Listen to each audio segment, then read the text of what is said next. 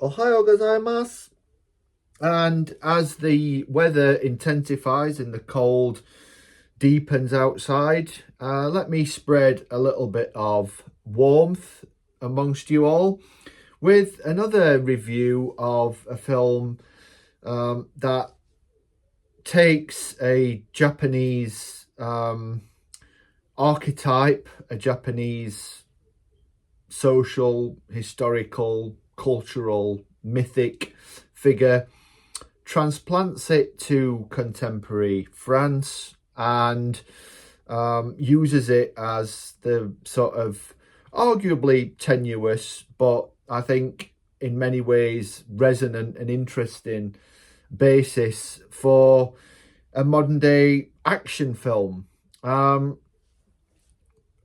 Coming 30 years on the heels of the great Le Samurai,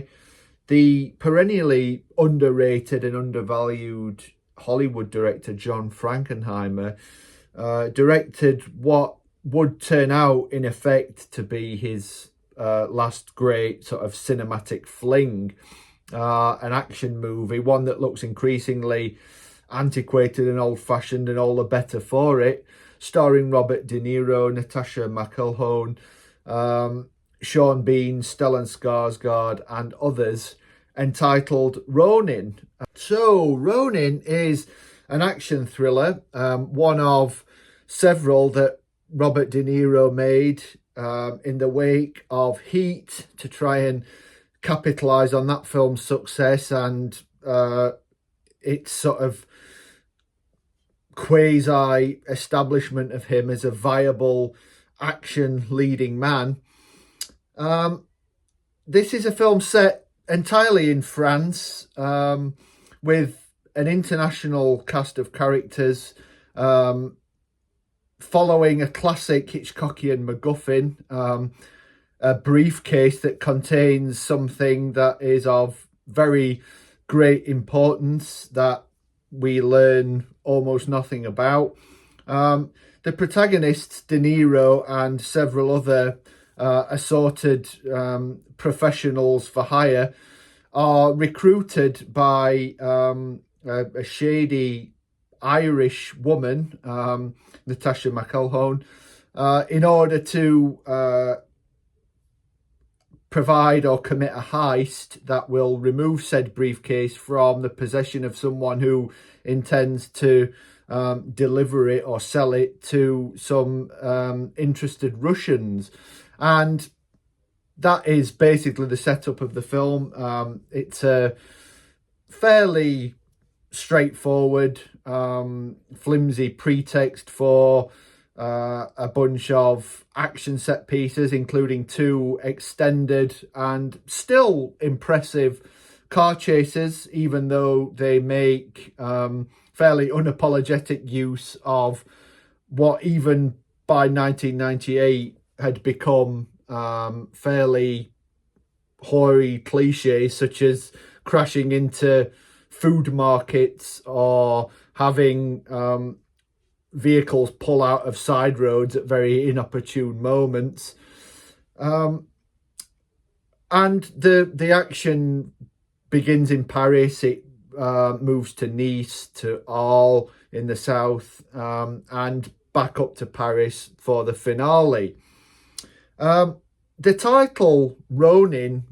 as most of you will know, is a reference to the Japanese figure of the masterless samurai, the samurai whose master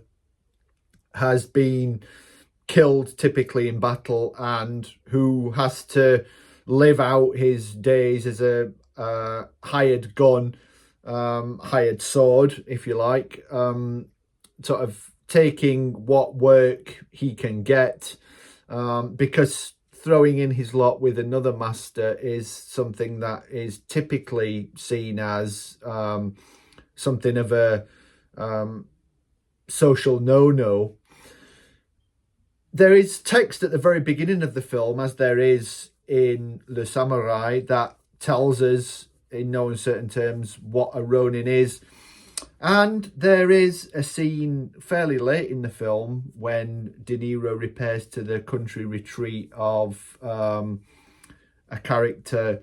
who can help him recover from a gunshot wound and who spends his time devoting himself to his hobby of seemingly creating with figures and scale models great moments of Japanese history, and he regales De Niro with the story of the 47 Ronin, the story, the legend, the myth in Japanese history of the loyal retainers who, in the wake of their master being betrayed and killed, devoted years of their lives to banding together and perfecting a plan that would lead to vengeance for said lord, following which they all committed seppuku, ritual disembowelment. It's a tale told on the Japanese stage and on the Japanese cinema screen more times than I care to remember or to count. And it's one that has, I think, more interesting ramifications than may be noted here. As I said, this is explained to De Niro, and it's, in a sense, sold to him. The scene in which the elderly character, or reasonably elderly character, played by the recurrent US French actor Michel or Michael Lonsdale, the scene is set up to ostensibly, at least, liken De Niro's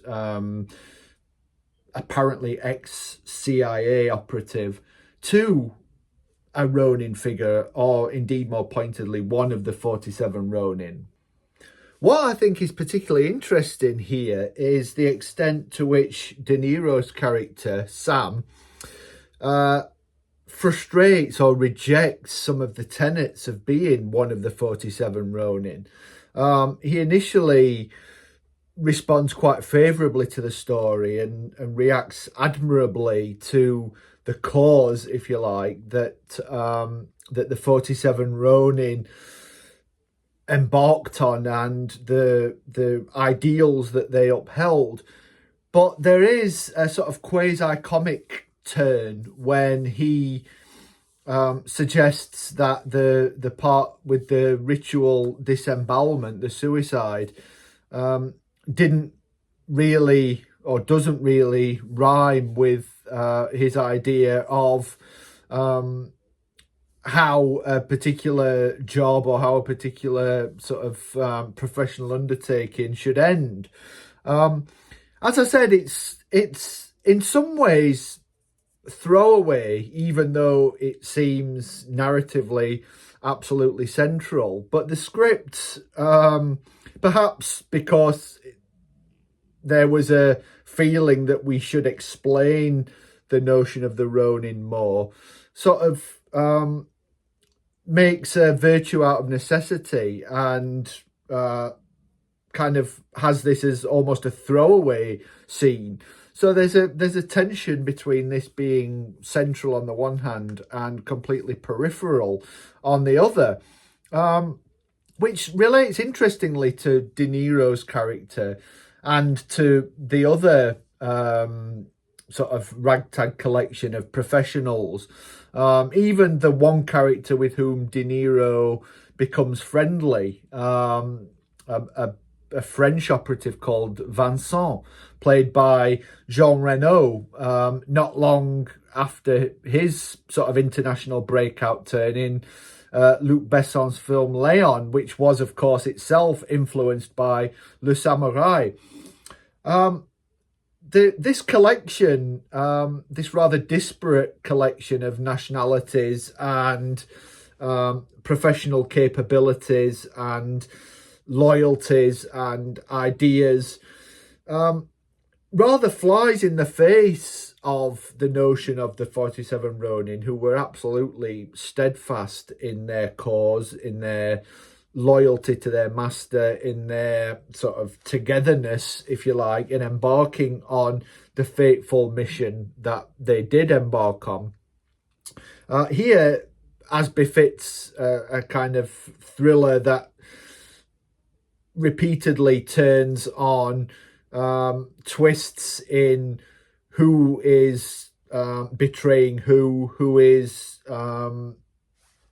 loyal, who is reliable. There is much less of any sense of togetherness or communal harmony beyond sort of professional banter and the sort of clipped dialogue that is designed to tease us with information about these characters' lives, but which in fact largely just seems like an attempt for the screenwriters to offer some pithy lines and to show off their screenwriting. So there is throughout the narrative this sort of tension, this play on the one hand with referring to the grand narrative, almost a meta-narrative of the 47 Ronin, and the cultural weight, the figure of the Ronin on the one hand, and the script's sort of tacit, almost subversive, joking recognition on the other hand that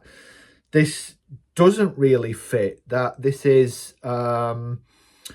something that is kind of designed to sell the gravitas and seriousness of this movie. And it is a serious film. I mean, it's not a film, despite kind of one-liners and comedic exchanges that are par for the Hollywood course, this is an entirely serious film. But it's one in which we're never quite sure the extent to which we should take the weight of the Ronin and the story of the 47 Ronin, how much we should invest in that, or how much we are expected to believe kind of applies to the characters. So there's this sort of disconnect and slight sort of opacity at the heart of the film. We can take that as a drawback. I mean, this is far from a great film. I think chief amongst its flaws is the fact that it is very, very obviously designed and tailored around being a sort of vanity vehicle for De Niro. But I think on the other, just as in Le Samurai, where we are sort of faced with this ambiguity of the extent to which the figure of the samurai is supposed to represent or reflect the protagonist, here there is a similar sort of tension. There is a similar sense that the idea and the ideal of the 47 Ronin is something that we are only with a nod and a wink sort of supposed to engage in. It's something that is, as I said, central on the one hand and curiously throwaway and marginal on the other. So the fact that De Niro himself, or the character himself, sort of puts some distance between himself and the figures of the 47 Ronin, usefully sort of cues us into thinking about this as in some way self-reflexive. I think given that it's a film set entirely in France with American characters and Russian characters, British characters, and Northern Irish characters in a narrative that ultimately revolves around and quite clumsily revolves around an end to the troubles and the tensions between the UK and Northern Ireland, the sort of the era of the IRA. We are sort of asked to, or cued in, as I said, to to think about what this means with regard to the nature of the 47 Ronin. And I mean, there are repeated references in this film to how chaotic the modern world is. And I think what we ultimately can take away from a juxtaposition of this narrative and the notion of the Ronin is not to see De Niro and his sort of cohorts as akin to the 47 Ronin, but rather to see them as a disparate sort of shadow thereof in a world in which that sort of loyalty, that sort of ambition, that sort of togetherness seems entirely sort of incommensurate to getting the job done, and entirely out of keeping with the socio-political context. We can but see the certainties of individual valor and communal harmony and sort of sacrificing oneself for a much greater cause that is evinced by the 47 Ronin as something that to a greater extent than lesser actually clashes with what goes on in the narrative with regard to the fates of the key protagonists. So from that point of view,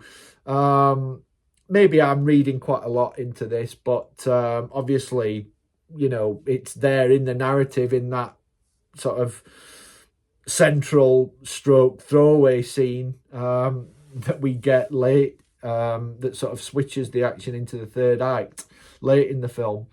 But it's interesting nonetheless, and the fact that it is kind of dipping its toe into very similar waters as Le Samurai makes it an interesting comparison piece, or companion piece even. So do give it a watch if you haven't seen it. It's a film, it's very cleanly and classically directed. I think in this day and age where action cinema in Hollywood, the sort of Michael Bayification of shooting and editing, has become the norm. I think there is a clean and sort of poised aesthetic to the shooting and editing here. It's actually, albeit it shouldn't necessarily be the case, but there is actually a very great deal of pleasure to be taken in Frankenheimer's staging of the action, in which spatial relations are absolutely clear throughout. There's very little of the sort of Michael Bay type style, and whether you see this as, you know, as a development in film style to be regretted, or whether, as with some people, you see it as almost a sort of cubist approach to filmmaking, there is a really sort of simple pleasure to be taken in looking at style being entirely subservient to action. And Frankenheimer, you know, as I said, a great director of many classical Hollywood films, from The Train through to The Manchurian Candidate and Seconds, here offers a very sort of classicist approach to his craft that arguably it was being seen, you know, in the late 90s. This was released in 1998 for one of the last times before people like Michael Bay really sort of got their hands on classicism and, for better or worse, you know, put the cat amongst the pigeons. So give it a watch. Take it with a pinch of salt, but let me know what you think, whether you enjoyed it, whether you didn't. Drop a comment below and let me know what you thought of it, and especially as a comparison with Le Samurai, which hopefully you will have watched by now if you hadn't seen it before when you watched my first video. Okay, follow me on X at AdamBingham01. Have a look at my website at culturaljapan.com. Comment, subscribe, and look out for more content very, very soon. Bye for now.